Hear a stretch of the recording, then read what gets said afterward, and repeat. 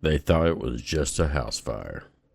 Early morning, rural Kentucky, flames tearing through a home on Kentucky 121. But when firefighters got inside, they not only found a tragedy, they found a crime scene. 4 people, an entire family, already dead before the fire even started. And what investigators would uncover next made this one of the most disturbing cases in Calloway County, Kentucky history. In Kentucky, some stories never get finished. They linger unanswered, unresolved, and often forgotten. This is Buried in the Bluegrass, a true crime podcast from OleGergMedia. Each episode will dive into cases from across the Commonwealth, focusing on documented facts and those pesky little unanswered questions. Good evening. It's a beautiful night in the Bluegrass. At least I'm not buried, I suppose. Tonight we are visiting Calloway County on our journey of the 120 counties in Kentucky and 120 murders. Technically, this is a quadruple homicide, so I'm not sure if that messes with my numbers. We'll have to work on that.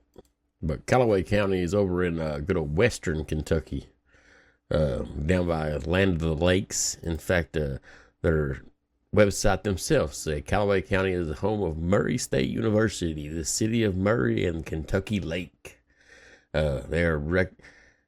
That down-home hospitality has given Calloway County national recognition. Rand McNally in USA Today named Murray as the friendliest small town in 2012. You guys are living in the past. That was 14 years ago.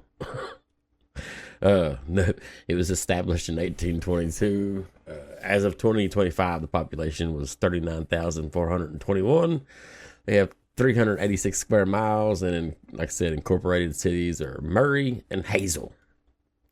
So yeah, I'm not sure I've ever visited Calloway County. Now, I said they're living in the past, but this case actually has happened since they updated their little Rand McNally brag over there. In fact, it was November 17th, 2015, just outside Murray. Emergency crews responded to a house along Kentucky 121 South. By the time they arrived, the entire house was fully engulfed. Flames are ripping through the structure. Smoke is obviously visible. Firefighters do what they can, but once they get the fire knocked down, they go inside. That's when everything on the scene changes instantly. Not only did they find the devastation of the fire, they found 4 bodies. A young couple and their 2 children. And now I'm going to go ahead and apologize ahead of time. If I mispronounce these names, I speak fluent redneckese, and that's about it. So bear with me. The young couple was Bulmaro Arellano and Marisol Hernandez Arellano. And the children was a 5-year-old boy and a infant toddler girl between 13 and 18 months, as reported. Now, at first, it looks like they could possibly have been trapped in the fire and been victims of the fire. But it becomes very obvious very quickly that is just not the case. The fire, in fact, had not killed them. Bulmaro and Marisol had both been shot, execution style. Now, the children weren't shot. They died in the smoke. And get this, the 5-year-old boy, let me repeat that, had his throat cut. That's just not random. That's not a burglary gone wrong. That's deliberate and very dark. So obviously, investigators treat the scene as a homicide immediately. They start asking the main question. I mean, who would actually do this? And the bad part is it doesn't take long. The answer starts to take shape very quickly because the suspect wasn't a stranger. It was actually a member of the family. Pascasio Pacheco, also known as Pacheco or Arellano, which from here on out I'm going to call him Pacheco because, as I said earlier, my redneckese doesn't flow very well with some of these names. And that's completely on me, not on the name themselves. But Pacheco was actually the nephew of Bulmaro Arellano.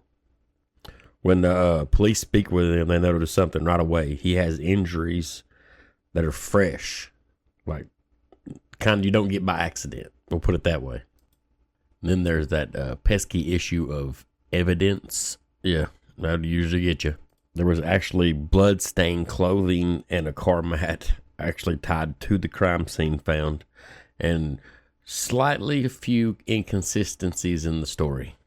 So piece by piece, the case was built, and within days, November 23rd, 2015, Pacheco was arrested.